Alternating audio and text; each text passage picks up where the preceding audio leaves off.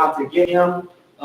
He has gone to the temple and collected the sword, in which was the Goliath's sword that he used to behead Goliath. He's taken showbread from there. And in this moment right here, we talked about back when we were reading 1 Samuel, that has been a long while ago. There was a certain man who was there, and I believe that this is right, that it was, I'm probably saying it wrong, but Doeg.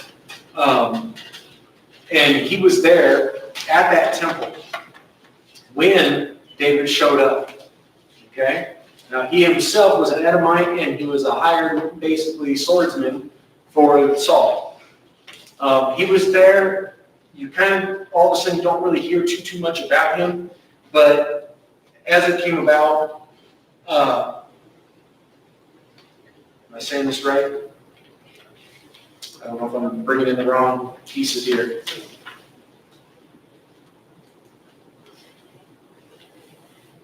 I'm sorry. I've been reading ahead, and when you do that, you start putting different stories together. But the old boy was there and sees David get that sword. David flees from there to Gath. He had wrote about that. That's where he goes in, and he gets caught by the Philistines. The Philistines actually bring him to the king of Gath for him to be killed, and at the very least turned over to Saul for Saul to kill him.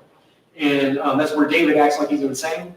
Remember, slobbering all over the place, scratching at the doors, everything like that. And so he pretends to be insane. And in that, the king of Gath says, "Man, if this is David, then get him out of here." And it doesn't look like David to me. He's a great warrior and everything else, but he's slobbering all over his beard and clawing at doors and things like that. So he gets let go, and we had read a song of praise about that, about God just delivering him from that moment right there. As it continues on here in chapter 22, it says, David therefore departed from there and escaped to the cave of Adullam. So when his brothers and all his father's house heard it, that they went down there to him, everyone who was in distress, everyone who was in debt, and everyone who was discontent gathered to him. So he became captain over them, and there were about 400 men with him. So this is where you have David and his 400. Then David went from there to Mizpah of Moab. And he said to the king of Moab, he said, "Please let my father and my mother come here with you until I know what God will do for me." So he brought them before the king of Moab, and they dwelt there with him all the time that David was in the stronghold. So that's David's mom and dad. Now the prophet Gad came to David and says, "Do not stay in the stronghold, depart and go to the land of Judah." So David departed and went to the forest of Hur. So that's kind of the happening that had taken place right here. In this moment, guys, you kind of get the vision again. Again, after 2 weeks, for me, it's not that hard. For most of you guys, it's not something that you've been talking about, or thought about, or heard about for 2 weeks. So I imagine that the memory of a lot of things are kind of far from it. David is a young man, sheep herder, right? God's hand was always on David. Saul is anointed king. And yet Saul continues to go away from the Lord. And no matter what the Lord would bring for Saul to really know that God was for him, Saul would never really just believe and just let go and just believe that God was for him, that God loved him, and to worship God. He became very, very egotistical and wanted all the attention to be on himself. As these things continue to transpire, he literally transgresses the instructions of the Lord, and in his heart was already far, far from God. So God ends up making a declaration that he will die and that he will lose the kingdom and none of his sons and children will inherit the kingdom, and that God has already raised up his own king. And then David is the one who was anointed as a young boy to become the next king. Okay? From there, Saul, though, because of God departing from Saul basically kind of goes crazy, guys. He gets very, very hateful. He starts doing a lot of strange things. And in this, he was in great distress. His heart was always troubled. And back then, it was a very, very common thing to understand that music can calm the soul. And the music of a harp, and I don't know if you've ever heard anybody play a harp that knows how to play a harp, but it's unbelievable. And I mean, for a stringed instrument, it is unbelievable what they can do on a harp, guys. I can't remember, but somebody once told me that you can hit more notes on a harp than what they can hit on any other stringed instrument. And then that would include a piano, from my understanding, because the piano is technically a stringed instrument. So like, just unbelievable what you're able to do on a harp. And if you've ever heard one, I've heard them a lot of times, guys. Unfortunately, it's been at hospitals, is where I've heard them play the most. Yes. Mine was harpo, and it was serious, beautiful harp. Harpo Marx? Marx. Brothers? The Marx Brothers? Okay. Yeah, we played the harp like, So like the one of the craziest ones I seen was actually these girls that were playing. And they were playing with their feet and with their hands at the same time. And then at one point, you'd even taken a string from our violin, what was it called? cello? No, the bow from the violin, and it was actually playing the harp with that, Awesome. which was just neat. So anyways, guys, like I said, just tons of different wonderful, beautiful things that as I was saying, though, is in the hospitals where I've actually heard it live, played the most in my life. And it's always, though, very, very just beautiful, tranquil. I mean, like, if I just close my eyes, just like, everything just kind of fades away. So the idea is to bring in a harp player that could play beautifully, that would calm his soul. So that way he wouldn't be so frustrated, so easily agitated, so hateful, so angry, and so disturbed. And so the physicians call for a harp player, and they ask, well, who's the best that we know? And somebody says, you know what? I know this young boy who's a sheep herder that plays the harp beautifully. So they go and they get him, and that little boy is David. David comes, he plays the harp for a period of time, and after a while, David's not doing that. He's back out in the field with his father, and he goes to visit his brothers who are at war. When he gets there, what he finds is all the armies of Israel are all in fear. David steps out there in faith, and the old story, guys, I'm skipping a bunch of details, but in the old story, he kills Goliath. Yeah, and he stands up for faith. He stands up for what God has said is that being a reality. And in that, he has a great, great victory. Well, Saul immediately makes him one of his captains, one of his main guys, and sends him out in battles. And every battle David went out into, guess what? He won. And not just kind of, sort of, but every single one of them, him and his men came back. Which, it don't take long when you're in a wartime, if your group keeps on coming back, to become well-known. Yeah? Guys, there's only been a few times in American history in wars that took place, and every single one of those groups, there's been movies and songs and everything else written about. I mean, again, it's kind of a normal thing. Well, in that, David becomes praised for his valiance and for his victories. And so one of the sayings becomes, Saul has killed his thousands, and David his tens of thousands. Which to Saul was an insult. Yes? And so Saul then grows angry in his heart towards David and desires to kill him. Okay? So he sends them out even into more distressed battles with less men trying to kill David, and David still comes back with victory. Which only makes David's name grow bigger, and Saul's anger and hatred towards him grow. David ends up falling in love with the daughter of Saul. And Saul, knowing this in one of the battles, sends him out to die, is what he's hoping will take place. Doesn't expect him to come back, and marries off that daughter to another king. David comes back from the battle, having won, looking for his bride, and finds out that his bride is gone and already married off. But there was another young lady who was also a daughter of Saul. Her name was Michal, and she loved David. And so, anyways, David ends up becoming married with Michal. Saul tries to use this as a trap in order to get David at home, relaxed, without his armament, and sends spies to come in and kill him in the night. She finds out about it, warns him, he takes off. And so, if you kind of get it, guys, David's just been, everything that he's been doing, you'd have to look at it and say, it's been pretty good. And yet, everything that's coming at him has not been very, very good. To the point that he loses his wife, he loses his home, he's lost his king. And I mean, guys, again, stressing this throughout the life of Saul. Until Saul was, actually even after Saul was dead, David always lived as Saul being the king. And like I said, that even after he was dead, because he takes his body, as we found out right there near David's death, actually made sure that the bones of Saul and Jonathan were all buried in their temple, in their family's grave, out of respect.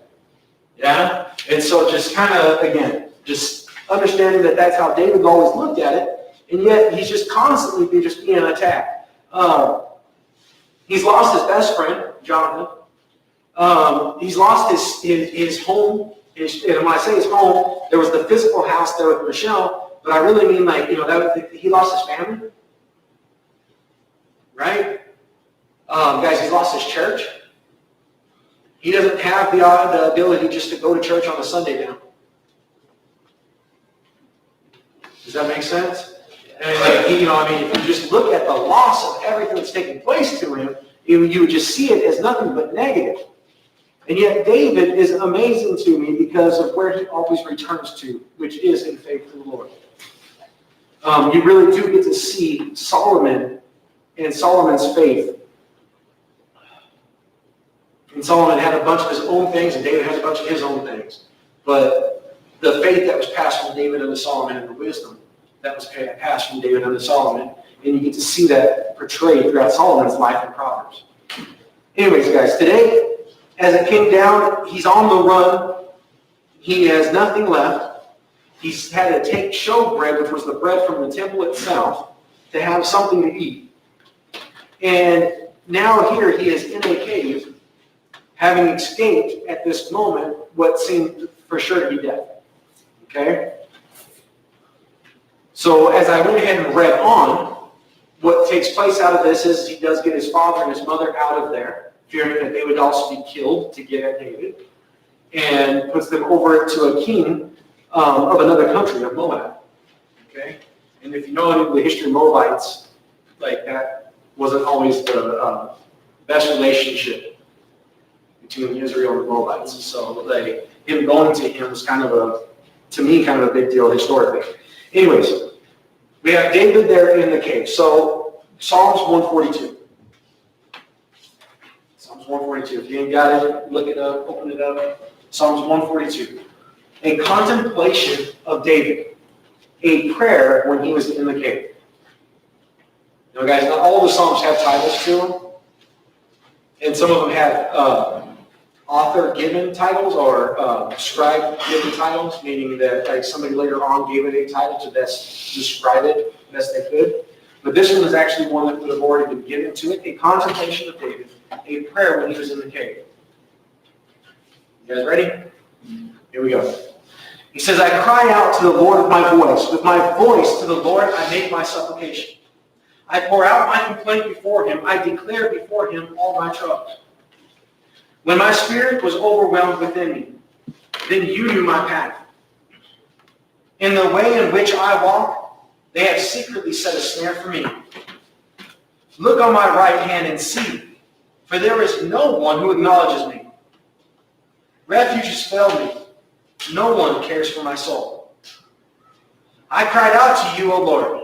I said, you are my refuge, my portion in the land of the living. Attend to my cry, for I am brought very low. Deliver me from my prosecutors, for they are stronger than I. Bring my soul out of prison, that I may praise your name. The righteous shall surround me, for you shall deal bountifully with me. David, guys, in his Psalms, it's always a building process. What is a contemplation? Consideration. Consideration. A pondering. A pondering. Deep thought. Yeah? You're really looking at the situation. A contemplation of David. An assessment. A prayer. A prayer. A communion with God. And if it's true prayer, then what happens? Okay, yeah, there is a level of thanks always given in there, yes. But if it is true prayer, then usually, guys, the reason why I bring this up is because usually when we think prayer, it's all what we're talking to God about. We really don't care what his answers are to anything. I'm not saying that that's all of your heart in prayer. Don't misunderstand. But the general concept of prayer is God, I need this. God, I want that. God, I have this problem. God, I have that problem. And nothing to hear God back. It's us mumbling. Babbling to God. Yeah? So if it's going to be a true prayer, then in true communion, if you're going to have a conversation, that's what prayer is, then what has to happen? There has to be a response also. Yeah, the conversation has to go both ways. Yeah? Have you ever tried to hold a conversation with somebody and they just will not speak and won't say anything? I have had those conversations. And honestly, like, it's the worst. I'd rather have somebody go one way or the other, or do like some kind of response to let me know that, like, I'm alive, they're alive, something. Like when it's just nothingness, that's not any good. Yeah? And so you want to be able to have that, guys, and with the Lord, when we go to prayer with Him, man, we should want His responses. Yeah? Now here in particular, guys, he comes out and he uses this multiple times. He uses the word voice multiple times. That's not a normal thing. That is not a normal thing to come back to back with that. So it is definitely letting us know the importance of that being said. I cry out to the Lord with my voice. With my voice to the Lord, I make my supplication. So what is he letting you know about this prayer? He's saying it out loud. He ain't holding it in. This isn't him sitting down. Like, I mean, guys, some of the Psalms, I guarantee you, it was David sitting down and there was a thought. And his pen started going. Yeah? Have you ever just wrote? Maybe it's a poem. Maybe it's just a writing. Maybe it's just a thought, an emotion. But have you ever just wrote? Right? There's nothing coming. There's nothing coming out. It's all within you. Right? But then have you ever had something that's going on that's so emotionally that even if you wanted to keep it within you, you couldn't keep it within you? That happens a lot to me. I'm an emotional person, so like that happens a lot to me. He says, I cry out to the Lord with my voice.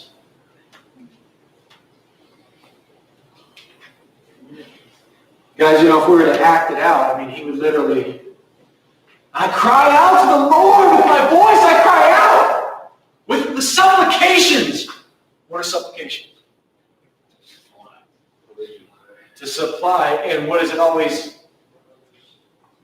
Okay, it can be, and should be it really should be for others, but supplication always means, if you need supplies, then what do you have? I already used the word, just trying not to. You have need. Yeah? If there's supplication, if there's a prayer of supplication, then that means that there is a need. And what you're seeking is for God to supply what is needed. Right? Now, how often do we know, truthfully, what's really needed? Okay? Most of the time, honestly, Katie, with everything that's going on around us, most of the time we don't. Okay? And if we do at any point, at any time, it was God and the Holy Spirit Himself who revealed that to us. Okay? But, so then why is supplication so important?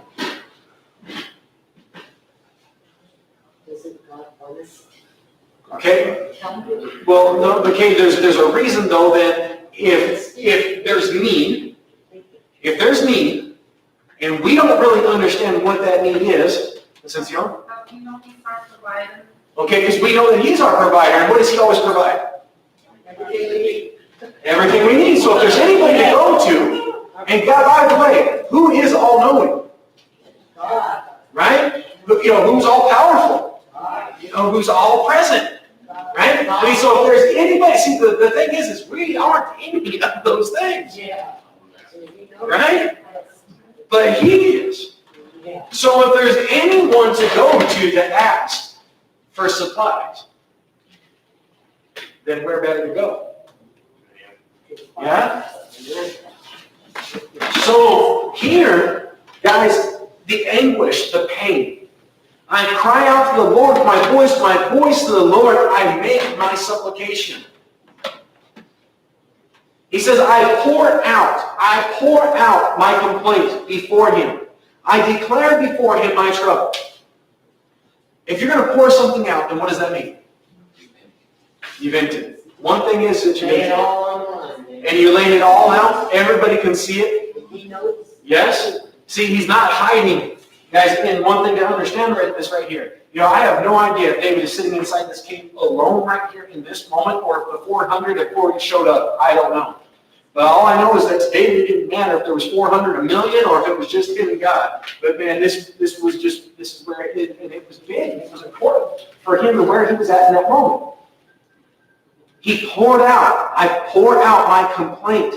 Now, his complaint isn't like how we normally would think of just complaining, in the sense of just picking at things. Repenting. His complaint is the issue, the problem itself. He says, I declare before him my trouble. Notice, who's doing the complaining? Okay, it's David. But to whom is he doing it? God the Father. Yeah? And with this complaint and whatever, and all the things that he's going through and the emotions that he's feeling, which he's about to describe, what he knows is that he is in need. Yes? And there's only one person who can answer that call. Yes? So guys, this is a reality. Every single one of us have been in need, and are in need, even at this moment. There is only one to go to with that supplication. There is only one who can fill the need in the way that it needs to be filled. Yes? Because we don't know what might fix the complaint or the trouble. Yeah? Have you ever, I don't know, to use an example.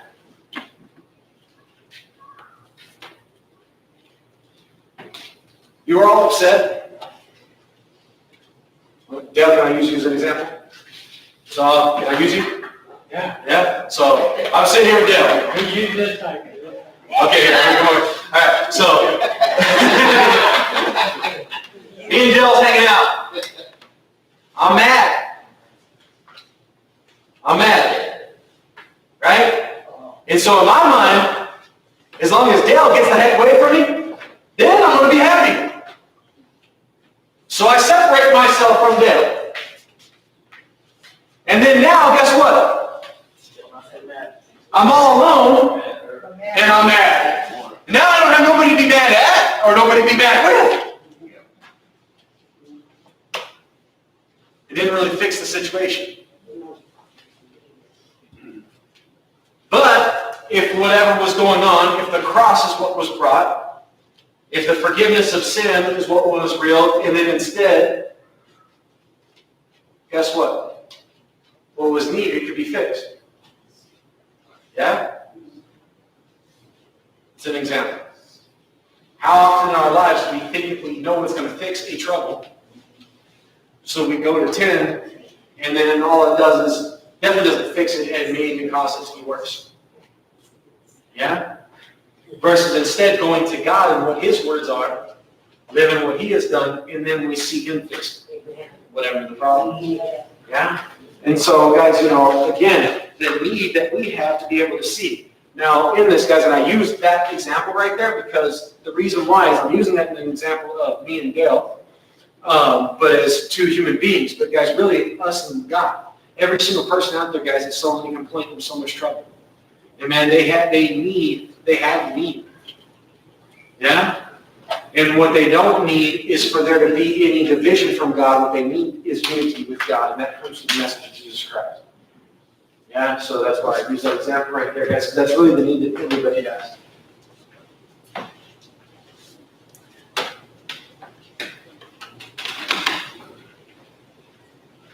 He's pouring it all out. There's nothing left. He's not hiding anything from the Lord. And you guys should think about that too, you know, just to really pour it out like that, just to be completely open. Everything's revealed. To be able to do that with God, you have to believe that God is for you. He loves Pour it all you. out. He loves you. He's the one on your side. Yeah. Now he goes on and he says this. He says, my spirit was overwhelmed within me. My spirit was overwhelmed within me. Now there's another word. I was trying to find it here. I got there it is. Faint or almost dead. If something is overwhelmed, it's at the point to where it's almost at its end. It won't be able to continue. My soul was overwhelmed within me. What does he describe? And I'm opening it up probably too much, guys. Man, you know, in the one hand, guys, so here's like the I'm sorry, Kate. Too much for you to bear. Okay, what you're saying there is one side of it. Okay, well, it's too much for David to bear. But you know what? I think David's making a little bit more of a deeper confession here to God. And his confession really is to God. And he's laying it out right now. He's pouring it out. And we're going to get to see what he's pouring out. What he's pouring out is his own unbelief. He's saying that even within him, in this situation right now, he's lost. I mean, guys, the father that and his mother, and whom he's loved, he was taken away from and became a warrior. The king whom he loved to become that warrior for now is trying to kill him. His wife has been taken away from him. I mean, his best friend is gone. His church body is gone. I mean, like everything is being ripped away. And he's like, man, I don't know if I can make it any further. Yeah? I mean, he's at the point he just wants to die. He doesn't feel like that, and you guys, it's funny because I how to make this statement. If he doesn't have faith, he wouldn't be talking about the situation. Yeah. Does that make sense? And yet at the same time, what he's declaring is and so an old, I don't know how old this is, and Lord, I believe, but help my unbelief. That's really what he's coming in. He's like, man, my soul is almost dead. And he says, but then you, my spirit, when my spirit was overwhelmed within me, then you knew my path. You know what he's confessing? Jay? What'd you say? He didn't know which way to go. He didn't know. David didn't know, but so what he's saying is, man, God, you knew the path that I was on. You knew right where my feet were at. You knew right where I was headed. I didn't have a clue. And what I felt was this emotion of almost being dead and this unbelief, but you knew my path. You knew right where I was at. If he knows your path and where you're at today, then guess what he's known about your path in the past? Yeah, every single step, yes? And then you knew, guys, the intimacy of that side of it. That God was intimate with the path of David. Guide knows feet. As someone who is married, walks together, has to experience different things together, good and bad. Yeah? So also the Lord knew David was right there with him. It also means then that all of the things that David was feeling, guess what? God knew, he felt. Think God ever felt betrayed?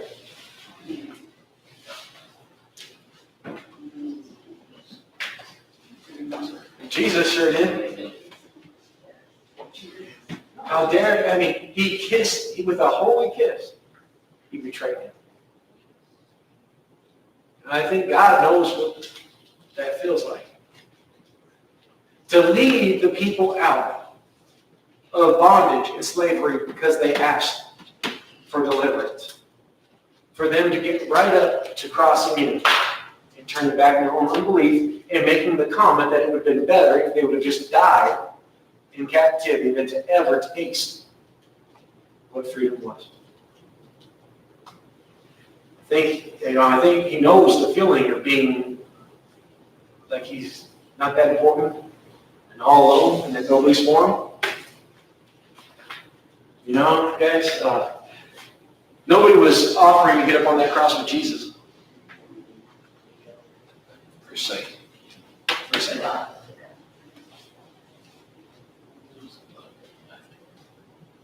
Even to the point that within Jesus, guys, and Jesus and God the Father and every one of them, guys, the feeling of the emotion of this, I cannot even begin to comprehend because they feel everything perfectly and they feel all things together. But in that moment where God himself separates from Jesus Christ, my Father, why have thou forsaken me? I think he knows what being all alone really feels like. So that's the thing. See, we think we do, but we don't. Because God's still right there. Yeah? We think that we've been all alone, and yet it was God who was right there with us. We thought that, man, you know, it was all our choices, and yet it was God who led our path. Because, you know, we're the ones who, like we don't even get it, that we don't, those things that we try to lay claim to, we can't. I We shouldn't. struggle with that. We all do at times, Katie. You all do at times. He says, in the way in which coming back. He says, then you knew, you were intimate with my path. So guys, you know, anytime that we're going through anything, one thing that you can know is that God knows. I had a conversation with the lady earlier this evening, guys, that she's lost a child, all right? And, yeah, and it's hard, you know, and guys, you know, and for me, this is the thing. I even told Jennifer, I was like, you know what? I've never had to be in those shoes. So it's kind of like, you know, when you're trying to console somebody that is going through something that you have not, it's hard because there's moments of reality that I don't know. I really don't know. You know, guys, you know, here in just recent years, there's been a few that's even sitting in here tonight that's lost their mothers. You know, I don't, and they talk about the, you know, the pain, you know, and yet I don't know. But here's the thing, guys, is God does. God knows what it's like to lose a son. God knows what it's like to lose, like, you know, I mean, like, so I might not, but God does. And you know what that means is that his words are still just as true and as healing, whether I personally have been there or not. And I can still feel for them and feel compassion and want their situation to change and try to bring them reality. Yes? And I'm talking about physical loss. What about spiritual? And so with this situation that I'm dealing with, this young lady, according to the mother's own declaration, had left the faith and left the body and left everything. And now is dead. You know, and you know, but yet at the same time, guys, you know, and you know, don't get me wrong, you know, I try to bring on both sides. Listen, you know what? I don't know. It's not for me to judge. My God's a God of hope. And so I did bring up like the story of David with his child. If you know that story, David wept and pleaded with God all the days that his son was alive for his son to be delivered. But in the moment that his son had died, he calls out to kill the fat calf and get the new wine out, and we're going to party. And the servants are like, what the heck is wrong with you? You mourned the whole time that he was alive, and now you rejoice in his death? And he said, well, sure. When he was alive, God might have shown mercy. As long as I was repenting, God might have shown mercy and saved him. But now that he's gone, let's party, because the one thing I know again is I can't change that. And I do believe that I will see him again in glory. Yeah. Well, so here's the thing, is that was a young baby. So what is David walking on for his son? Faith. He's walking on his faith for his son, not on the son's faith. Does that make sense? He's having hope in who his God is. Does that make sense? And so for me, I was able to bring that story and say, look, you know what? I don't know. But at the end of the day, neither do you. But if David could have faith, if David could have hope in God being a God of mercy, then can't we? Right now. So that's what I'm going to hold right now. Now, nonetheless, that be what it may, let's get to believe in God ourselves. Because otherwise, the rest of it don't mean a deal either. Yeah? Because if we're not believing, if we're not bringing the gospel, then guess what? Even if they are there, we won't. Yeah? So let's us continue on in hopes so that they will be, and we'll see them. Amen? He says, in the way in which I walk. So every way I walk, they secretly set snares for me. Now guys, here's the thing. Satan does the same thing. Satan does the same thing all the time to us. And then, this is the thing. Oh, well, if I go this way, then there won't be. That's not true. I'm sorry. It's just not. Snares, the enemy is going to be setting them out everywhere. Now, guess what? Who leads our steps and our feet? So if we trust in him, then he will lead. Yes? Amen? Now he goes on, he says, now look on my right hand and see, for there is no one who acknowledges me. Now there's a few different things with this. One is the right hand, for predominantly considered the strong side, right? So you could say, and usually, if you're going to reach out and take hold of somebody, then that was with the right? And you shake hands and it was with the right, things like that. So it could be something along those lines, but here was another thing that I found interesting. Because of the strong hand being the right hand, guess which hand was the sword all the time? In your right hand. Guess where your shield was? In your left hand. So militarily what they would do. Do you know why they always marched in a line together? See, I always thought that was kind of like, why do they always march in a line? Like that just sets them up. They're just all bundled together, right? I mean, gunpowder just took care of that whole line thing, I guess. But actually, even still today, they still do. And there's different technology, different things, but they still do. But do you know why? Do you know why they would march in a line like that?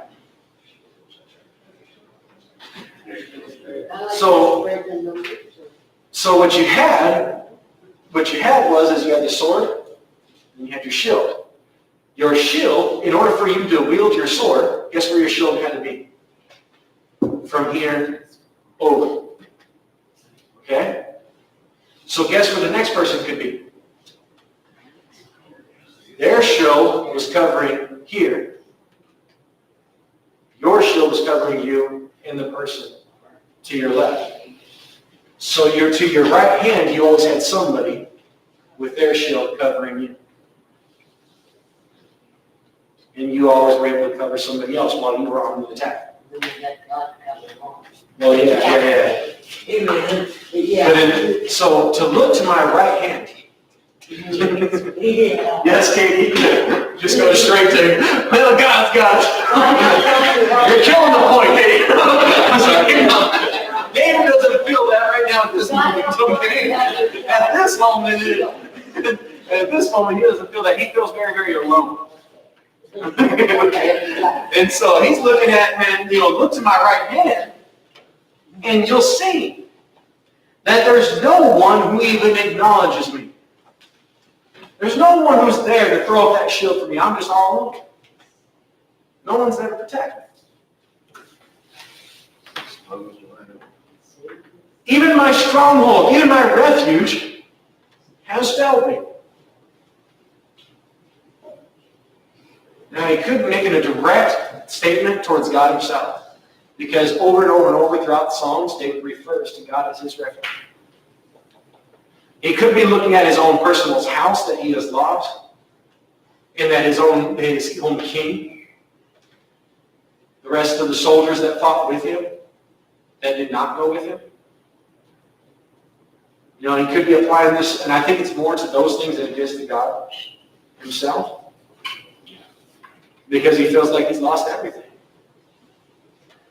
And he's literally now at this point, guys, in a cave. It's his only place of protection, to stay out of the weather, to stay safe. He says, refuge has failed me, and no one even cares about my soul.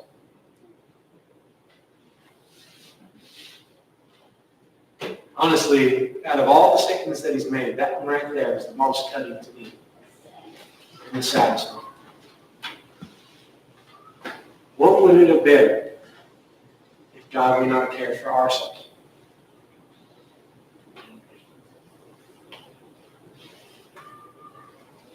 What would it have been if David's dad and mom didn't care for his, brought him the gospel? raised me in the fear and admonition of the Lord.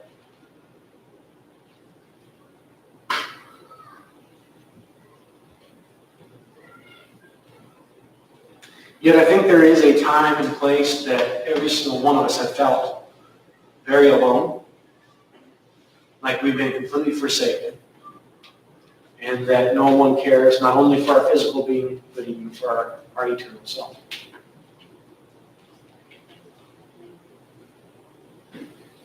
Yes, no? I think we've all felt like that.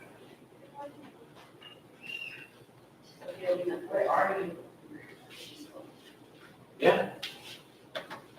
I know I felt like that. Usually by month 8 of the school year, I feel like. I'm sorry. Get away. Kind of a joke, kind of not. No, guys, I mean, I just think that, every single one of us, I think the reason why God gives us these psalms and these moments right here is for us to know that we're not alone and that we have felt that way. That it's okay to acknowledge that we have felt that way, and then for us to listen to God's response in our prayer. Because if you had the Lord at all, if there was any reality that He is, and that He is God, then when you were in that moment, you were praying. You were praying to Him.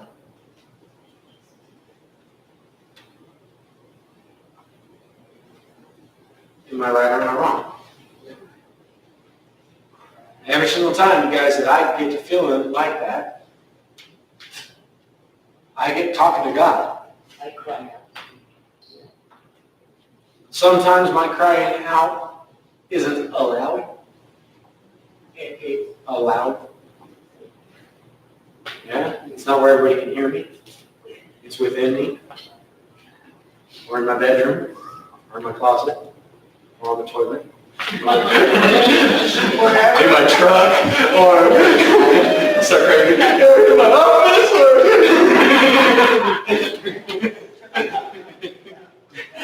Yes. Oh, I'm sorry, I'm having too much fun with this, I guess. Inside. No, but I mean, it honestly, in the moment while I'm laughing about it right now, I'm kind of making a jest towards it. Not about all the places that I've had that feeling before, but and been talking to God. But yeah, guys, I think we've all felt that way. And I think the answer that God has, though, is what it's all about. But when you're in that state, or you're in that emotion, and when the things of this world are just kind of crashing and the attacks are taking place or whatever else, to hear Him isn't always the easiest thing. And then to hear Him and react and step up and endure, to persevere. Endure is putting up with, and the perseverance is the pushing past of it. Yes? Now remember, David has just stated in his emotion that there's these snares, that no one cares, that he's all alone, his refuge is failed, and no one even cares about his own soul. And then he says, and then I cried out to you, O Lord. And I said, you are my refuge. Wait a minute. Yes, I've lost all these things. Yes, everything looks like it's all going to pot. Yeah? Everything's going down. Nothing looks like it's good. But wait a minute. I don't have a refuge. I've lost everything. But wait a minute. You have always been my refuge. Those things were never my refuge. You were always my refuge. You were always the one who protected me. You're always the one who comforted me. You're always the one who allowed me to lie down and rest. It was you. And my portion is in the land of the living. My portion. What is that? My soul in heavenly places. Okay? Yeah, but my portion. The portion. What is a portion? The part of it. It's a part, right? It's a piece. Yeah? It's a piece, and here, what my piece is. What my piece of the pie is? My piece of the pie is in the land of the living. It's not in this death. It's not in this emotional distress. That's not that's not the piece of the pie that I'm going to get. Now, as long as we're in this life, there's things that we endure. Yes? But even while we are here, that's what we get to taste of, is the piece of that pie. If we've been made alive. Yes? And my peace is now in the land of the living. My portion, guys, another thing about a portion is a portion that can be the amount of food that you take in order to keep you sustained. What you need.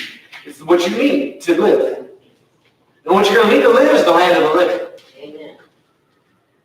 And however big a piece of that you need, guess what God's going to give you?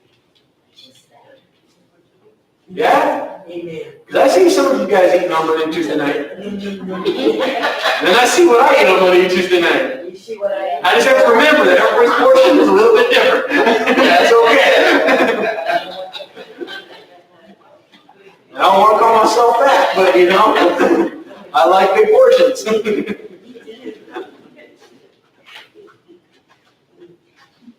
Some of you eat like little birds. I thought that was a little characteristic of That's okay, you eat more for me. My portion is in the land of the living. Attend to my cry. What does that mean to attend to? It means take care of it. If you are going to attend to it, you're going to take care of it.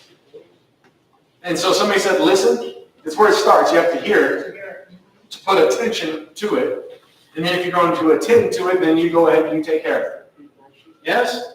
He says, so my portion, you are my refuge. My portion is in the land of the living. Attend to my cry, for I am brought very low.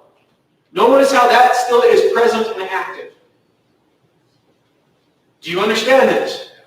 So he's not sitting here and just went from, oh my gosh, all this stuff, and then he's like, woo, dance on the clouds, and yet at the same time, his confidence in the power and the strength in which he's speaking has changed. But emotionally, he's still acknowledging, you know what, man? I ain't out of this baby yet. Yeah? I ain't in heaven yet, but that's where my portion is. Yeah? You are my refuge, but I'm still hiding in the cave. I kind of love it because he's not sugarcoating it, or whatever you call it. Sugarcoating it, there you go. I wanted to say something funny, but it wasn't right. Thank you, Lord, for getting that out of my mouth. Oh my God. Wow. I wish we could edit YouTube. Attend to my cry, for I am brought very low. Deliver me from my persecutors. Persecutors, those who are condemning, accusing, attacking, and seeking your destruction. Persecute. Deliver me from my persecutors, for they are stronger than I.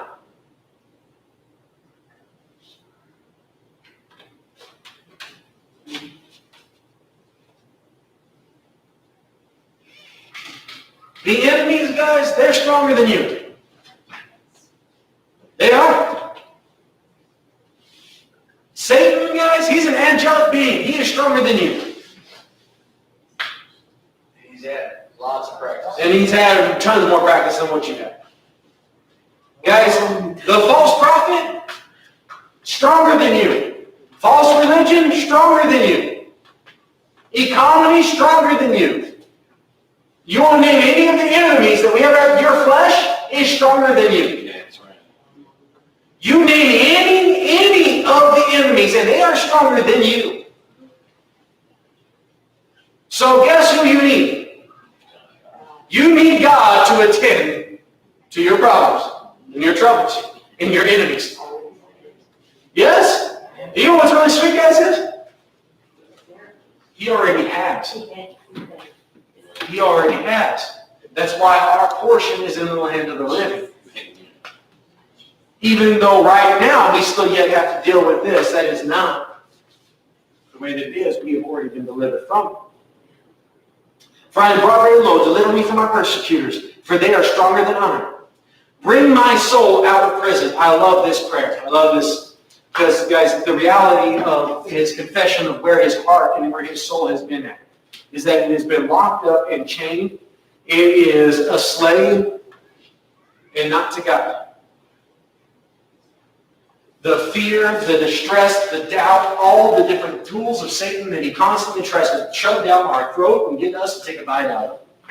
That our soul would again become imprisoned and chained to this world and to the death of the things around us instead of being free to the life that God has provided for us. And so, man, Lord, free me. Bring my soul out of this prison.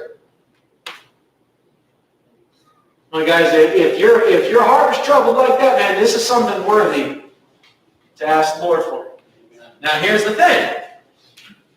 The answer to God. God's answer. Guess what? What did Jesus Christ do? He already did take care of it. He already did deliver us. Guys, he went to hell. He didn't just go to hell. Not our Jesus. Not here at Pleasantview.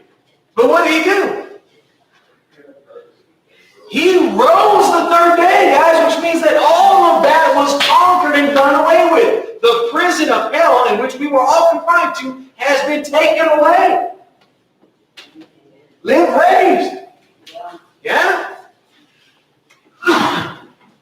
He says, the righteous shall surround me. God's answers. The righteous shall surround me.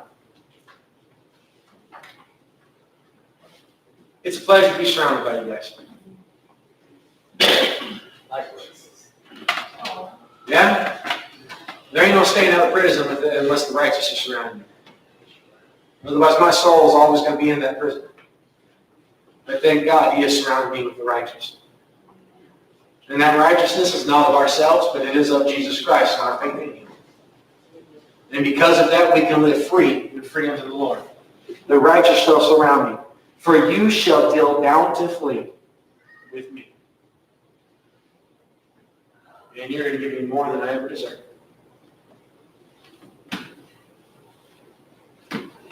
Never measure it bountifully. Now you're going to deal with me? Bountifully. So guys, I love you. Fellow believers, fellow sons and daughters, God, it is a pleasure. And if you feel like you're all alone in that no one cares, realize the prison that you are in the lie that your soul has been cast under.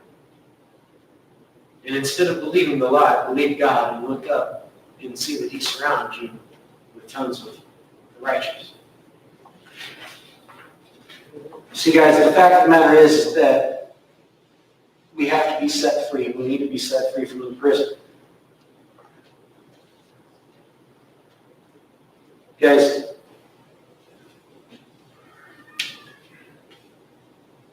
to realize what we have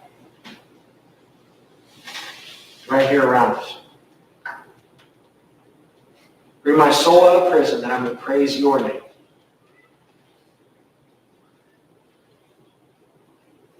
And praise your name.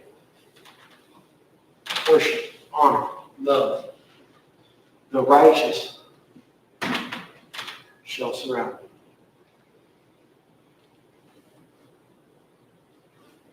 See, when I was feeling all alone, as the sermon said, I wasn't keeping my eyes on the horizon. I wasn't even keeping my eyes on all of you. Where my eyes were at were on me. That's why I was all alone. Now, God had not forsaken me, although I was forsaking him. It had to be reminded. You know what's awesome, guys, is? is how bountifully we have it with the words of God.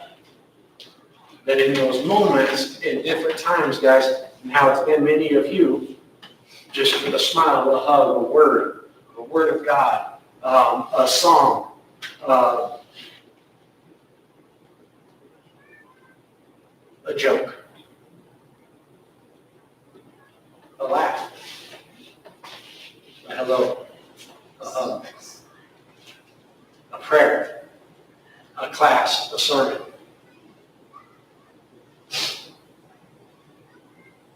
And all of a sudden, and it didn't necessarily happen just, I say all of a sudden,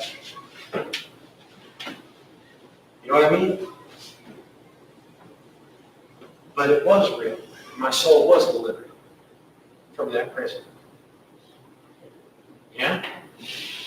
Sometimes it took a little bit of time for me to get effort to register, for me to take in those of the righteous that were surrounding me. Yeah? For me to remember where my portion was at.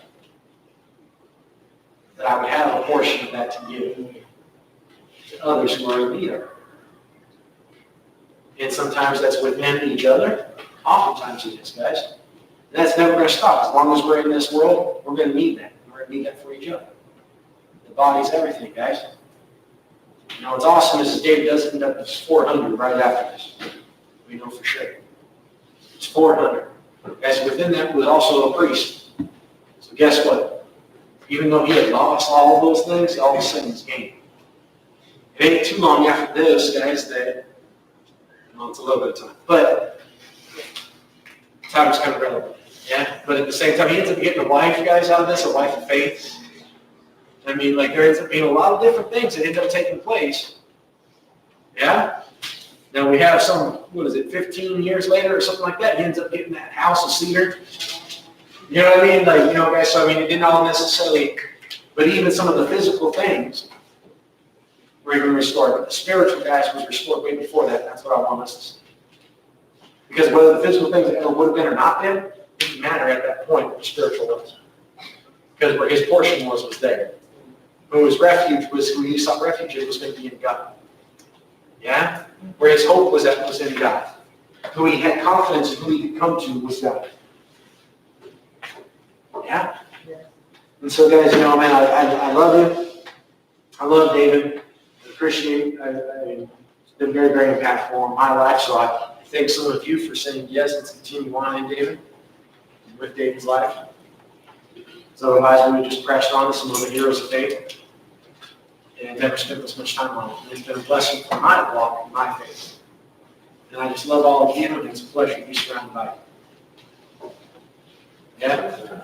And as we walk the good walk and fight the good fight, guys, you know, let's just keep on remembering that there's others, guys, that feel all alone. And like no one cares for their soul.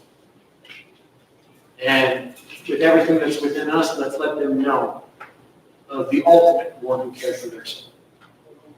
And that we yet here do. Amen? Right, guys. Have a wonderful night. Go forth praying. I will see you all on Sunday. Oh, hey, oh my gosh. Actually, hold on.